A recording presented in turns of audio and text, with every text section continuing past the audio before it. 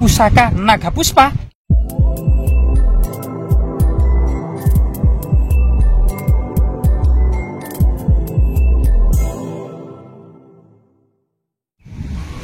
Iya, perbedaan candi yang ada di Jawa Tengah dengan candi yang ada di Jawa Timur itu sangat kentara sekali. Jika candi di Jawa Tengah identik dengan kuil pemujaan, sedangkan di Jawa Timur ini memiliki pergeseran atau mungkin bercampur dengan sejarah lokal ya. Terutama ternyata candi-candi di Jawa Timur ini tidak lain adalah untuk menaruh abu jenazah dari seorang raja, atau yang dikenal dengan candi pendarmaan dari seorang raja. Jadi setiap raja ini dibuatkan satu candi ketika mangkat, dan 12 tahun setelah mangkatnya abu jenazahnya ini ditaruh di sebuah candi. Inilah perbedaan candi yang ada di Jawa Tengah dengan candi yang ada di Jawa Timur. Misalnya saja Raja-Raja Kadiri ya, itu ada 12 raja. Raja-Raja Singosari ada 7 raja, belum lagi raja-raja daerah. Raja Majapahit sendiri ada 12. Tentunya ada ratusan candi yang dahulunya mentereng berdiri megah. Namun saat ini sebagian terserak atau sebagian tinggal bongkahan-bongkahan batu bata atau batu candi saja, atau memang sebagian masih berdiri kokoh seperti Candi Jawi, Candi Rimbi atau Candi Jago ya, atau Candi Singosari. Dan kali ini kita akan melihat ada salah satu candi yang tinggal puing berserak ya, atau mungkin sudah rebah di belakang kita ini.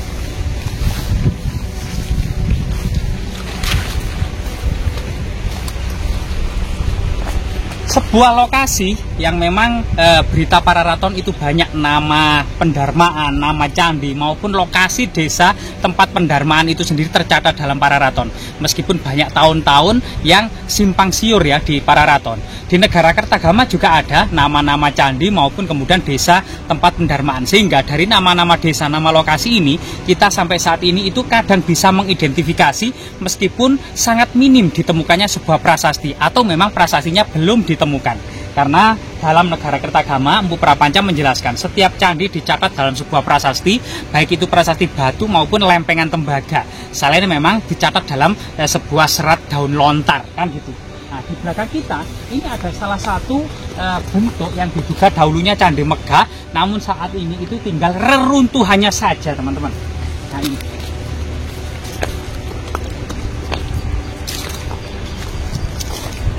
Di sini. Jadi di sini dahulunya kemungkinan candi ini sangat indah karena hampir setiap batu bata maupun setiap balok-balok batu candi memiliki ragam hias atau ukiran-ukiran yang sangat indah. Dan lokasi ini tepat sekitar 50 meter dari lokasi ini merupakan sungai besar yang bernama Sungai Pikatan. Dan dahulunya Sungai Pikatan ini juga tidak jauh dari sini ada prasasti Bakalan atau prasasti Wulik ya, sekitar 1 km dari sini, yang waktu itu prasasti Wulik merupakan prasasti untuk meresmikan sebuah bendungan yaitu Wuatan Wulas, Wuatan Tamya dan Wulik yang diresmikan oleh istri dari Empu Sendok yaitu Rakai Mangibil Parameswari Empu Kebih. Inilah salah satu kontribusi sang permaisuri Empu Sendok dalam kemudian menata kemakmuran pertanian-pertanian, saluran-saluran irigasi ya, dan pembangunannya pada waktu itu. Ternyata nama Pikatan itu juga muncul dalam negara Kertagama maupun Pararaton sebagai tempat pendarmaan dari Batara Parameswara atau pendarmaan dari Batara Mahisa Wonganteleng yang merupakan putra dari Ken Arok dan Ken Dedes atau kakek buyut dari Diyawijaya, sang pendiri kerajaan Majapahit. Nah, ini. Jadi kita akan mendapati banyak sekali puing-puing berserak, batu bata, dan di sini coba banyak sekali kemudian batu-batu balok-balok batu candi yang penuh dengan ragam hias dan hiasan-hiasan. Masuk di sana apalagi sangat banyak sekali. Jadi pinggiran-pinggiran antefik ini sangat banyak coba di sini. Nah, ini ada juga balok-balok batu candi, entah batu apa ini ya. Kok bentuknya memanjang seperti ini ya. Nah, ini ada batu aneh. Mungkin ini pusaka Naga Puspa. Nah, milik Arya Kamandanu ya. Nah, ini kita letakkan di sini saja. Coba kita mulai memasuki area candi. Rahayu ya. Nah, di sini dahulu kemungkinan adalah candi megah yang juga bersambung dengan taman-taman. Bisa saja tembok keliling, sungai-sungai besar, dan batu-batunya itu juga dirawat. Serta di sana ada mandapa karena beberapa umpak raksasa juga ada di sini. Namun teman-teman, di sini yang kita jadikan fokus itu banyak tanaman tomat, teman-teman. Nah, ini teman-teman. Udah matang itu, Kang? Hah? Udah matang itu? Ya, sudah matang itu. Kita bukan ini, mungkin itu tomat liar atau di tangan juga kita kurang tahu ya. Tapi ngincipi satu saja. Nah di sini ada minyak juga Kang ya. Perbedaannya ini untuk penarikan benda gaib Kemungkinan Kang. atau pusaka ya. Nah, ini banyak sekali. Minyak apa itu Kang? Malaikat subuh. Oh, misik ya. Nah ini, di sini juga banyak sekali antefik ya.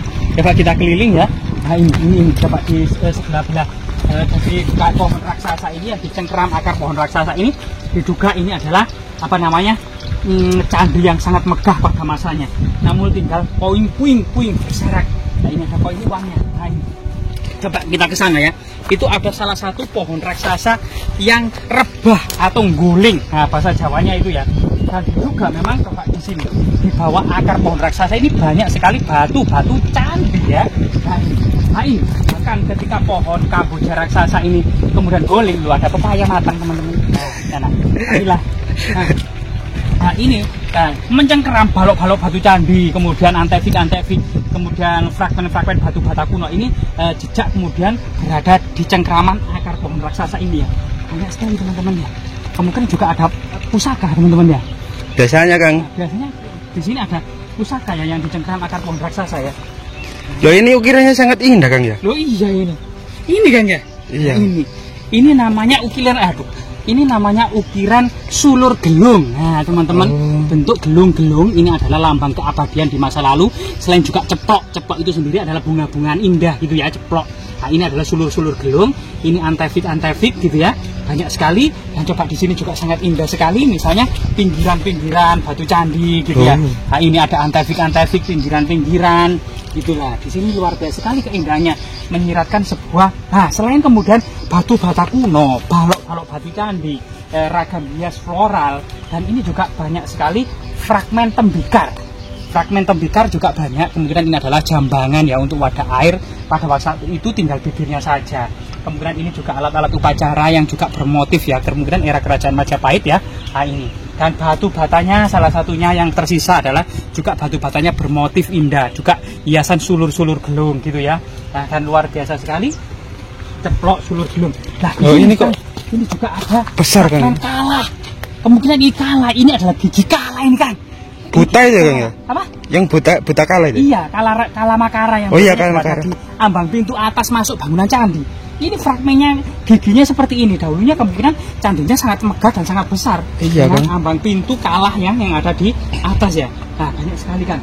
Dan di sini itu juga di bawah akar pohon ini kita bisa kemudian masuk ya di bawah akar-akar pohon ini, Kang ya. Nah ini kan, mungkin ada sesuatu pusaka yang ada di daerah sini kan, atau benda-benda yang bertuah gitu ya, yang sangat aneh. Coba kita berangkat Kang. Iya Kang. Nah, kemudian kalau masuk di sini itu jodoh dan rezekinya semakin dekat mungkin Kang ya. Ya, amin. Dan orang kalau memasuki lubang candi ini dekat dengan jodoh dan rezeki teman-teman. Nah ini kita masuk teman-teman. Nah kita masuk ke lubang rahasia ini. Nah ya, aduh. Kameramen juga ikut masuk ternyata ini teman-teman. Nah ini keliling lagi ya.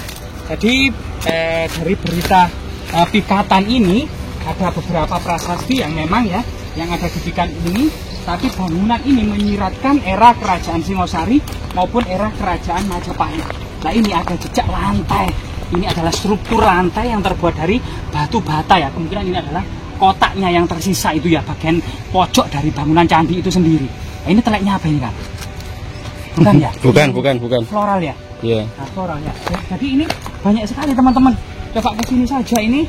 Nah, banyak sekali fragmen-fragmen pojok-pojokan candi. Nah ini siapa ini yang gali ini ya? Metal detektor ya? Kayaknya Kang. Ya kayaknya ini sudah diburu oleh metal detektor. Nah ini banyak sekali kemudian pinggiran-pinggiran candi, fragmen-fragmen apa namanya tembikar, terakota dan cukup banyak sekali. Yang diduga di sini dahulu ada candi yang sangat megah pada masanya yang dicengkram oleh akar pohon raksasa. Nama kemasan identik dengan emas sehingga kemudian apa namanya menjadi perburuan pada suatu masa tertentu. Kemungkinan ini adalah ini giginya kelihatan ini ternyata ya memang ini giginya kalah ya. Ini gigi ya ini ya. Ini, iya Kang, gigi ya, Kang. Gigi ya. Besar Kang berarti Kang ya? Berarti besar sekali kalahnya pada waktu itu, tapi tinggal fragmen saja. Kala sendiri kemudian filosofinya adalah Batara Kala ya, yaitu lambang sebuah waktu, artinya kalau memasuki waktu tidak bisa kembali lagi.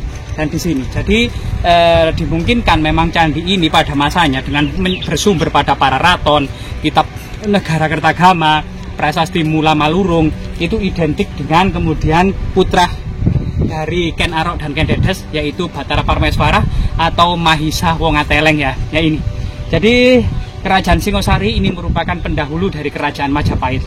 Kerajaan Singosari didirikan oleh seorang anak yang lahir di Desa Panggur dari pasangan Gajah Parah dan ibunya Ni Endok, yang kemudian pada suatu ketika Ni Endok itu didatangi oleh Batara Brahma yang kemudian diajak bersenggama di Tegalelateng sampai kemudian hamil ya. Kemudian Gajah Parah setelah itu mangkat terlebih dahulu sebelum kemudian anaknya lahir, dan lahirlah jabang bayi yang dikenal dengan Ken Arok. Ken Arok kemudian tumbuh ya, dibuang di pekuburan anak-anak, dibawa oleh Lembong, kemudian hidup terlunta-lunta sengsara selama hidupnya, baru kemudian diangkat oleh seorang pendeta dari India yang bernama Dangyang Logawe, yang waktu itu Dangyang Logawe mengabdikan diri kepada Akuwuh Tunggul Ametung. Dari sinilah kemudian pertemuan dengan Dangyang Logawe Tunggul Ametung, kemudian bertemu dengan istri Tunggul Ametung yang bernama Ken Dedes. Tertarik dengan kecantikan Ken Dedes, kemudian Ken Arok ini ingin menguasai istri dari Tunggul Ametung yaitu Ken Dedes dengan memesan keris dari Empu Gandring. Akhirnya melalui Kebu Ijo dengan keris buatan Empu Gandring, Ken Arok berhasil membunuh Tunggul Ametung. Akhirnya Ken Arok menikahi Ken Dedes menjadi Akuwuh di Tumapel menggantikan Tunggul Ametung. Para pendeta yang bersih tegang dengan Raja Kertajaya di Kediri, banyak yang kemudian meminta bantuan Ken Arok membuat pengkumpulan, kemudian melakukan sebuah upaya untuk menggulingkan Kertajaya. Tahun 1222 terjadi pertempuran ganter antara Ken Arok yang didukung oleh para pendeta Kediri melawan Kertajaya. Kertajaya kemudian mangkat tahun 1222 ya, sehingga kemudian mulai tahun 1222 kerajaan Kediri runtuh dan digantikan oleh kerajaan Tumapel di bawah kepemimpinan Ken Arok. Ken Arok sendiri menikahi putri Kediri yang bernama Ken Umang. Dari Ken Umang ini kemudian lahirlah Tojaya.